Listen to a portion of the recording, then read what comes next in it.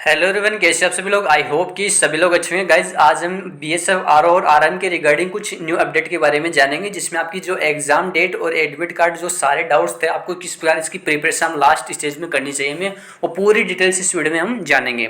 तो सबसे पहले आपको बता दूँ, जो आपकी जो एग्जाम डेट वो 20 नवंबर से ही कन्फर्म कर दी गई है जहाँ तक है, क्योंकि अभी तक बीएसएफ ने कोई भी अपनी वेबसाइट पे ऐसा अपडेट नहीं दिया कि आपकी एग्ज़ाम पोस्टपोन हो गई है, क्योंकि अभी तक कोई भी ऐसा अपडेट नहीं दिया है। हम बीएसएफ की ऑफिशियल वेबसाइट पे ही हैं, जिसमें एक केवल ये अपडेट जो एडिट वाला ऑप्शन था यही दिखाई दे रहा है। इसके अलावा और कोई आरओ और आरएम के रिगार्डिंग अपडेट नहीं है। ठीक है, तो आप मान के चले कि आपकी एग्ज़ाम वो 20 नवंबर को ही शेड्यूल की जाएगी। तो आप इसके लिए लगातार प्रिपरेशन करते रहिए और आप लास्ट स्टेज में हैं अब इस टाइम, क्योंकि आप इस टाइम ज़्यादा से ज़्यादा मॉक टेस्ट लगाइए। आप अपना ज़्यादा से ज़्यादा ध्यान मॉक टेस्ट पे दीजिए, क्योंकि आपको जब मॉक टेस्ट लगाओगे ना तो आपको न्यू क्वेश्चन देखने को मिलेंगे।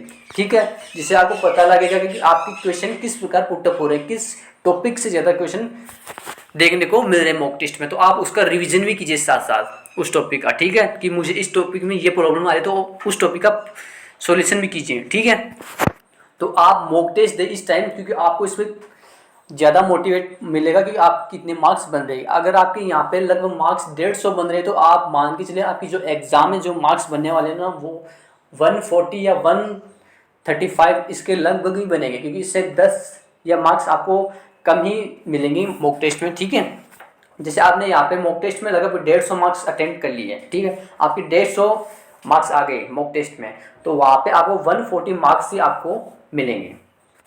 ठीक है, अगर आपने यहाँ पे मॉक टेस्ट में अगर 130 140 के लगभग अटेम्प्ट किए हैं, एकदम राइट क्वेश्चन आपने किया है, तो आपकी जो मॉक टेस्ट में जो नंबर बनने वाले हैं ना, वो 120 125 के रिगार्डिंग जो लगभग 130 तक ही पहुँच जाएगा आपका। तो आप ये सेफ स्कोर होता है इसमें, लेकिन वो कट ऑफ जो बेस करेगा वो पेपर के हिसाब से करेगा, पेपर किस प्रकार आया है। तो कट ऑफ का अभी कोई जिक्र नहीं कर सकते, कि जो ही पेपर अपडेट मिलता है पेपर में किस प्रकार पेपर आया, तो उसके रिगार्डिंग कट ऑफ बनेगी। तो 20 तारीख को जो पेपर होगा उसका एनालाइज करके ही आपको कट ऑफ जारी की जाती है।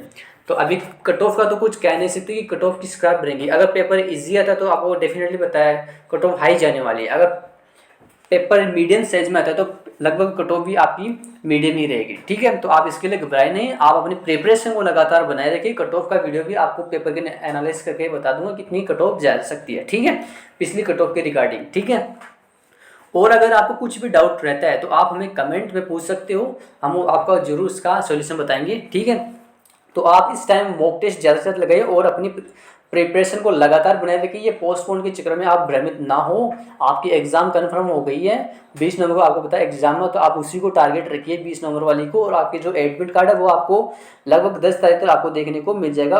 बीएसएफ की तरफ से अपडेट आपको मिल जाएगा एडमिट कार्ड के रिगार्डिंग। ठीक है, और अपडेट जो ही मिलता है एडमिट कार्ड, तो आपको तुरंत वीडियो अपलोड कर देंगे उसका कि आपको किस प्रकार एडमिट डाउनलोड करना है, तो पूरी प्रोसेस में आपको समझा दूंगा। ठीक है, और आपको अपनी प्रिपरेशन को पूरी तरीके से रखना है।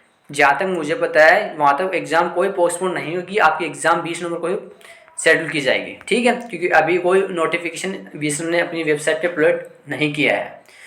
और अगर आपको कुछ पूछना हो तो आप हमें कमेंट में करके पूछ सकते हो।